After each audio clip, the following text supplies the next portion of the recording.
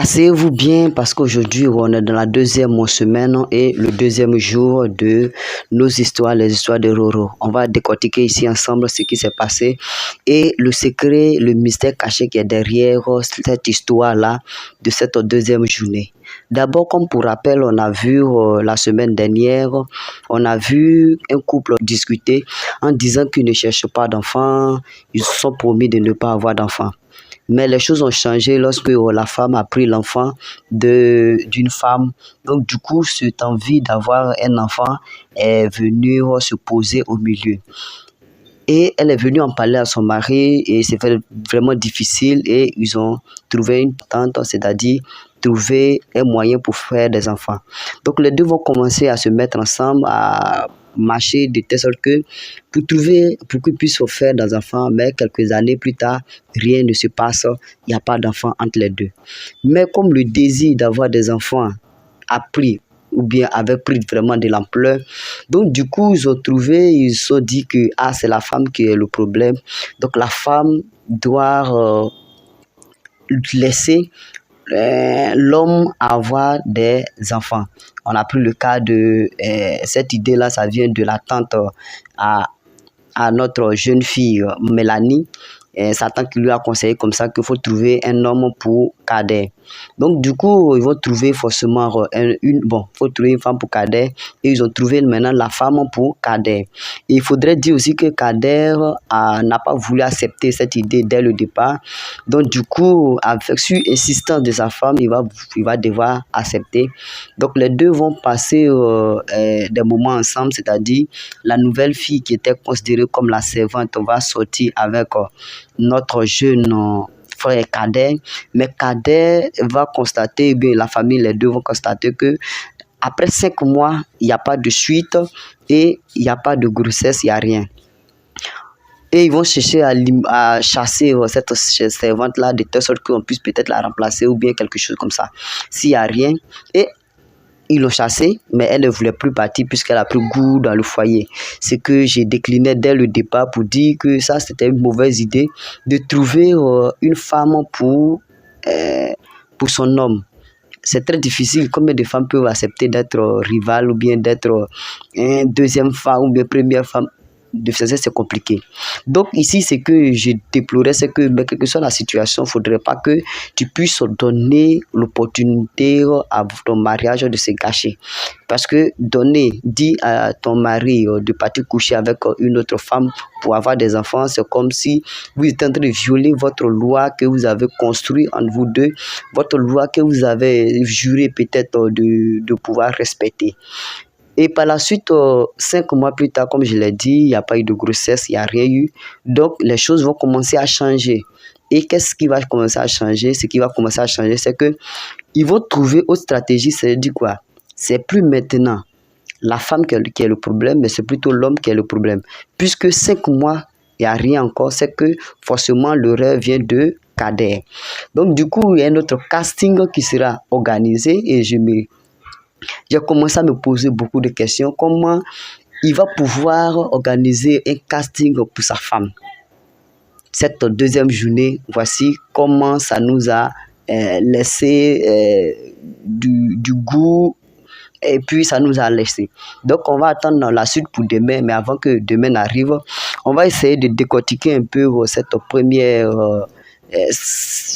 deuxième journée-là pour dire que ce qui était caché dans ce qui s'est passé là, c'est pas quelque chose que l'on n'a pas l'habitude de voir. Mais c'est les moyens de pouvoir le faire qui montrent un peu la différence entre ce qu'on veut et de ce qu'on ne veut pas. On sait déjà que Kader qui n'arrive pas à faire d'enfant. Mélanie aussi n'arrive pas à faire enfant. Mais le problème au début, on a pensé que c'était Mélanie, mais la situation a changé, c'est devenu maintenant Kader qui est le problème. Donc du coup, si c'est moins Kader, en tout cas, est-ce que ce sera possible d'accepter cela? Maintenant, la contrainte qui se pose, c'est que si tu as accepté que Mélanie te donne une femme pour le désir d'avoir des enfants, c'est que toi aussi, tu seras aussi capable de faire la même chose. Pour ma part, cette résolution-là, elle est très mal prise dès le départ. dès le départ, les choses n'ont pas été clarifiées. Même s'il y a des contrats qui étaient signés pour des personnes qui devaient être mères porteuses et autres, le contrat, je sais que du moins que tu laisses ton homme partir ailleurs déjà, mentalement, ça va agir sur toi et puis psychologiquement aussi, ça va agir sur tout le long du couple. Donc, on sait que par la suite de l'histoire, du début jusqu'à la fin, les histoires vont s'enchaîner. Sûrement, les histoires vont s'enchaîner. Et ça ne sera pas une question d'enfant pour finir, ça sera une question de mentalité, de désir sexuel à pouvoir faire, à pouvoir satisfaire. Et je vois ça déjà de ce qui va arriver, puisque c'est vraiment difficile de pouvoir imaginer que laisser une femme partir, c'est vraiment compliqué.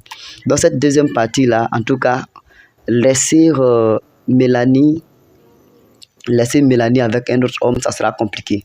Donc, ce qui veut dire qu'il sera obligé d'organiser un autre casting et ce qui sera difficile à pouvoir trouver, puisque on sait généralement que les femmes aussi ont l'air de tomber amoureuses facilement. Elles ont l'air de... Bon, je me demande, est-ce que, même s'ils ont trouvé une autre personne pour pouvoir féconder, pourquoi même ne pas partir à l'hôpital pour prendre des cellules quelque part là-bas pour venir faire féconder, ovulation.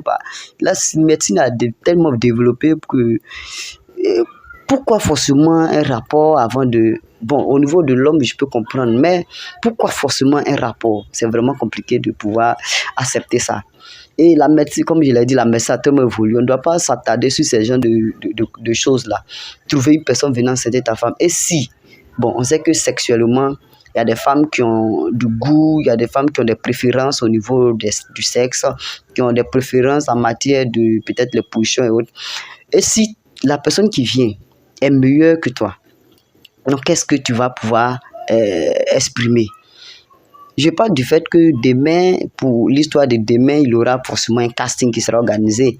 Et forcément, le casting là, il faudrait quelque chose à pimenter encore. Je sais que c'est quelque chose qui ne va pas être bling bling tout de suite, mais quelque chose de si louche va se passer encore dans cet épisode.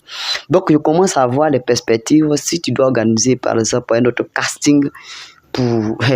non, je ne crois pas. Je ne crois pas que Kader va pouvoir accepter qu'on puisse organiser un casting pour sa femme.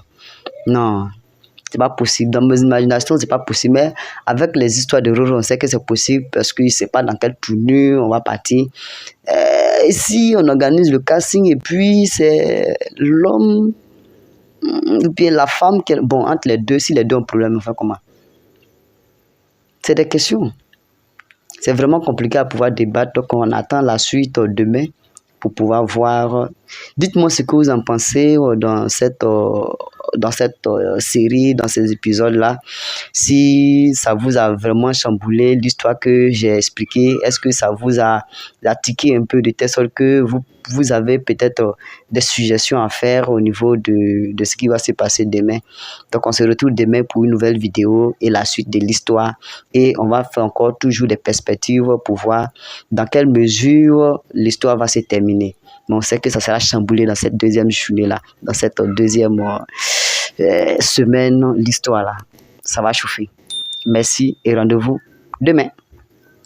Détourner l'attention de Mélanie et que les regards soient tournés vers lui au lieu de Kader. Donc, en un mot, Massekra est venu jouer le rôle de devenir le deuxième mec, ou bien même de prendre Mélanie comme épouse. Mais, papa, asseyez-vous bien. Devenir deuxième épouse, c'est vraiment compliqué. Mais par la suite de l'histoire, quelque chose de choquant va s'exprimer. C'est que Massekra va aller très loin en demandant, je peux dire, la main de Mélanie, offrir des fleurs. Bon, tu es venu faire un faux bien, c'est foyer tu cherches. Je me suis posé cette question pendant plusieurs temps, mais à la fin, on va voir ce qui est caché derrière les intentions et ce qu'il ne faut pas faire. Donc, Massekra va commencer à offrir des fleurs, il va commencer à l'inviter à des soirées, à des rencontres, mais beaucoup de choses vont se passer dans ces moments-là. Et on ne va pas s'arrêter là. Il va donner un rendez-vous et ce rendez-vous-là va se passer dans un hôtel et elle aussi va va pas informer son mari et elle va s'y rendre. Et dans s'y rendre, quelque chose de si louche va se passer là-bas. Et Dieu merci, Cadet qui constatait un peu l'absence régulière de sa femme, il va essayer de les suivre. Donc du coup, il va commencer à voir clair dans ce qui se passe puisque l'affaire commence à devenir louche. Est-ce que Masekra n'est pas en train de prendre sa femme? Et on constatait bien que c'était le cas. Et il va commencer à le suivre jusqu'à dans le lieu où les deux se trouvaient. Par contre, elle n'a pas voulu accepter de sortir avec Masekra tout simplement parce que ce n'était pas dans leur contrat de sortir ensemble sans que son mari soit au courant, de un. De deux, ils n'étaient pas d'un commun accord. Quand il n'y a pas de commun accord, ils n'étaient pas sur le point de pouvoir accepter ça. Donc du coup, elle va se sentir frustrée si elle fait ça sans son mari.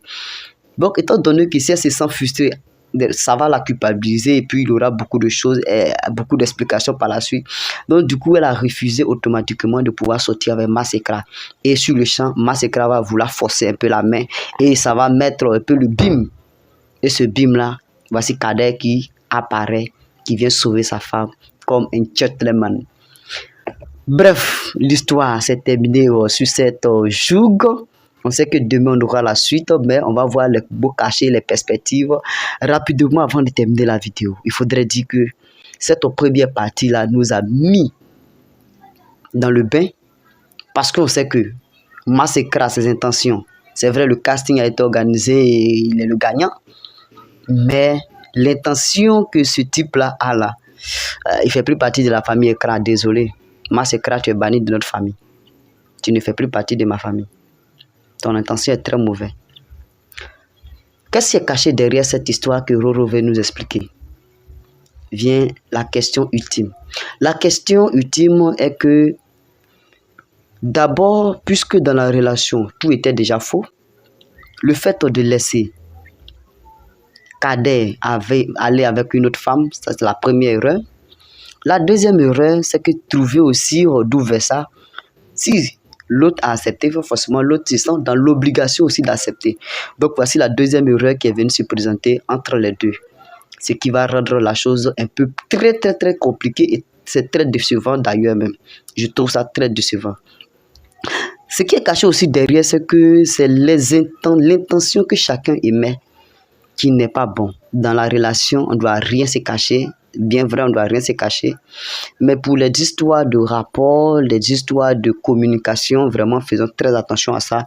C'est pas à cela que Roro veut nous envoyer parce que puisqu'elle n'a pas donné d'informations sur les différents rendez-vous, on a vu que ça a failli